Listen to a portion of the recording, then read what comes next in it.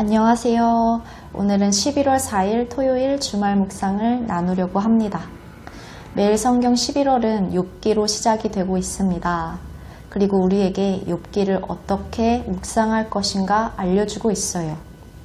성경의 지혜는 크게 두 가지로 나뉜다고 하지요. 하나는 규범적 지혜이고 다른 하나는 반성적 지혜입니다. 쉽게 말하면 규범적 지혜는 잠언의 지혜이고 반성적 지혜는 욥기의 지혜입니다. 규범적 지혜는 세상에 하나님이 정하신 특정한 패턴이 있다는 것입니다. 아침이 오고 나면 저녁이 되고 또 밤이 지나고 나면 아침이 되고 봄과 여름과 가을을 지나면 추운 겨울이 오는 것이 하나님이 정하신 규범입니다. 하나님이 만드신 패턴을 잘 이해하고 이에 맞게 살아가는 것이 지혜이고 패턴을 잘 모르거나 알면서도 따르지 않는 것은 아둔하고 미련하며 몰지각한 악이며 무지입니다. 욥기의 시작점이 되는 사탄의 질문, 욥이 어찌 까닭 없이 하나님을 경외하리까에도 원인이 있으면 결과가 있고 보상이 행위를 촉발하는 동기라는 인과응보의 규범적 지혜에 맞닿아 있습니다. 이에 반해 반성적 지혜는 규칙에 예외가 있다는 것입니다. 그래서 욥기의 반성적 지혜가 지적하는 것은 규범적 패턴에 어긋나는 예외도 존재한다라는 것입니다. 하나님이 만드신 규범을 모르거나 따르지 않으면 고통과 어려움이 찾아온다는 명제를 무조건 고통과 어려움이 찾아왔다는 건 하나님의 규범을 모르거나 따르지 않았기 때문이다 라고 해석해서는 안 된다는 것이지요.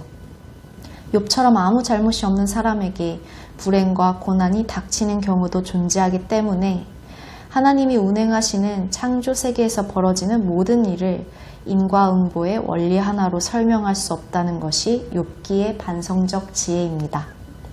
하나님은 주기도 하고 빼앗기도 하시며 복도 주시고 화도 주시는 분이라는 욥의 고백은 하나님이 규범적 지혜의 원리를 초월한 분이라는 신앙 고백입니다. 이렇게 욥기 전체를 이끌어가는 중심축은 모든 행위나 현상에는 분명한 원인과 까닭이 있다고 주장하는 사탄 새 친구 엘리후와 모든 일에 반드시 원인과 까닭이 있는 것은 아니며 설령 있다 하더라도 인간이 알 수 없다고 주장하는 욥, 하나님 사이의 대립인데요. 대립이라고 해서 잠언의 지혜보다 욥기의 지혜가 더 수준이 높다는 것은 아니고요. 잠언의 지혜는 일상의 지혜로 우리 삶의 뼈대를 이루지요. 우리가 선택해야 하는 순간마다 기준과 방향을 제시합니다.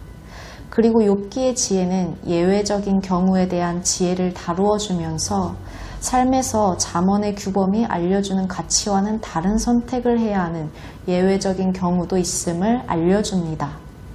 결국 우리의 믿음의 분량은 저마다 다르고 각자의 단계에 맞는 지혜가 있다는 것입니다.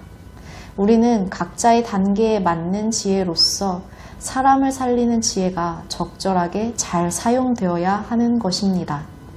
사람을 살리는 지혜가 적절하게 잘 사용되기 위해서 우리는 내 생각이 옳은 것 같은 때라도 나의 지혜에는 한계가 있으며 나의 제한된 경험으로는 알 수 없는 하나님의 신비가 있다는 것을 인정하고 주님께서 주시는 지혜로서 우리를 때와 상황에 따라 인도하시도록 구하며 순종해야 하겠습니다. 욥기 묵상을 통해 하나님의 지혜로서 지혜롭고 성숙한 신앙을 가진 우리 모두가 되기를 바랍니다.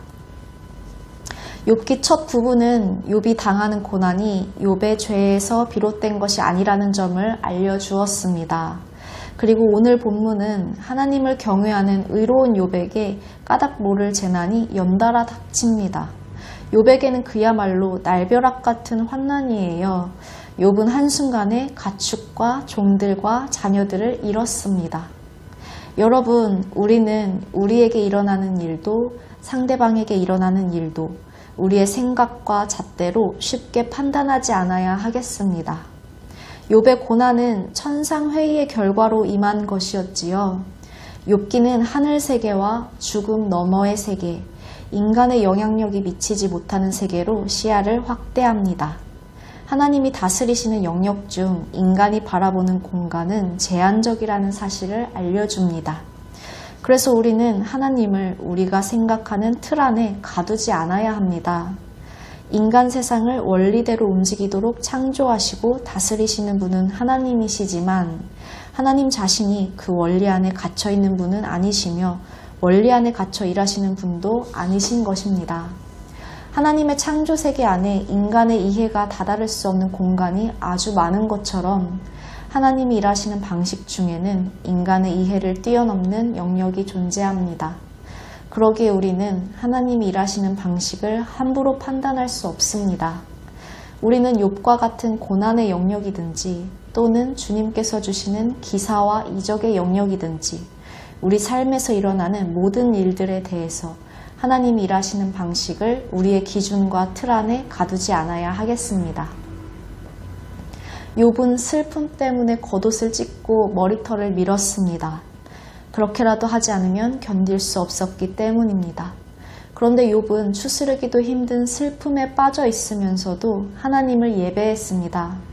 사탄은 욥이 모든 것을 잃고 그로 인해 고통당하면 하나님을 예배하지 못할 것이라고 했지요. 그런데 욥은 하나님을 향해 엎드려 예배합니다. 여러분, 우리는 하나님께서 모든 일을 주관하신다는 절대 주권에 대한 믿음이 있어야 하겠습니다. 욥의 고난은 하나님이 선한 의지로 세상의 모든 것을 다스리신다면 왜 의로운 사람에게 고난이 발생하는 것인가 질문을 던지지요. 여기서 이 세계를 선과 악의 두 세력이 대립하는 공간으로서 하나님은 오직 선의 영역만 주관하시는 분으로 오해할 수 있습니다. 하지만 사탄은 하나님을 대적하는 세력이라고 하더라도 하나님의 피조물입니다. 하나님의 주권 아래에 있습니다. 절대 주권자이신 하나님의 허용 아래 일시적으로 이 세상에 대한 지배권을 행사하는데 그것은 하나님의 허용이라는 제한된 범위 안에서의 활동일 뿐입니다. 사단이 욥을 칠 때도 하나님의 허락과 정하신 범위 안에서만 칠 수 있었습니다. 성경의 지혜는 모두 하나님께서 모든 일을 주관하신다는 절대 주권에 대한 믿음을 말하고 있습니다. 그렇다면 그 어떤 일이 하나님과 무관하게 일어나겠습니까? 모든 일이 선한 일이든 악한 일이든 하나님의 주권과 섭리로 이루어지고 있습니다. 그리고 하나님의 모든 주권적인 결정에는 우리를 향한 사랑이 있습니다. 그렇기 때문에 우리는 하나님을 예배할 수 있습니다. 절대 주권자이신 하나님이 우리의 인생을 살피고 계시기 때문입니다. 언제 어디에서나 만물의 절대 주권자로서 우리의 삶을 주관하시는 하나님께서 우리를 사랑하시며 우리의 인생을 인도하고 계시기 때문에 우리는 어떤 상황에서도 하나님을 예배할 수 있습니다. 욥은 자신에게 있던 모든 것이 하나님의 것이라고 고백합니다. 내게 있는 모든 것의 주인이 하나님이시며 그분께 주실 권한뿐 아니라 거두실 권한도 있음을 고백합니다. 이렇게 욥은 어려움을 당하고서도 죄를 짓지 않았고 하나님을 향하여 원망하지 않았습니다. 여러분, 우리는 대가를 바라지 않는 성숙한 신앙을 가져야 하겠습니다. 하나님이 아무런 대가를 바라지 않고 우리를 사랑하시는 것을 은혜라고 부릅니다. 하나님의 사랑은 인간에게 대가를 요구하지 않는 까닭없는 사랑입니다. 욥기는 우리에게 질문하지요. 우리도 마찬가지로 아무 대가를 바라지 않고 하나님을 사랑할 수 있는지, 하나님이 우리가 바라는 대로 움직이시지 않는다 해도 하나님을 사랑할 수 있는지, 하나님에 대한 믿음이 아무런 효용가치가 없다 해도 우리는 까닭없이 하나님을 사랑할 수 있는지. 사단은 욥이 하나님을 경외하는 것이 하나님께서 그에게 복을 주셨기 때문이라고 하였습니다. 그래서 하나님은 사탄의 제안에 따라 욥에게 고난을 허락하시면서 욥의 믿음을 시험하시게 되었습니다.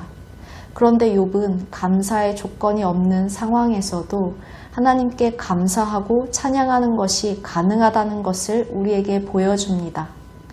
우리는 감사의 조건이 없는 상황에서도 과연 하나님께 감사하고 찬양하고 있는지 돌아보기를 원합니다. 우리도 욥의 고백처럼 내게 있는 모든 것의 주인이 하나님이시며 그분께 주실 권한뿐 아니라 거두실 권한도 있음을 고백할 수 있기를 바랍니다. 우리는 대가를 바라지 않는 성숙한 신앙, 조건 없이 하나님을 경외하는 진실한 신앙으로 오늘도 하나님 앞에 나아가야 하겠습니다. 감사합니다.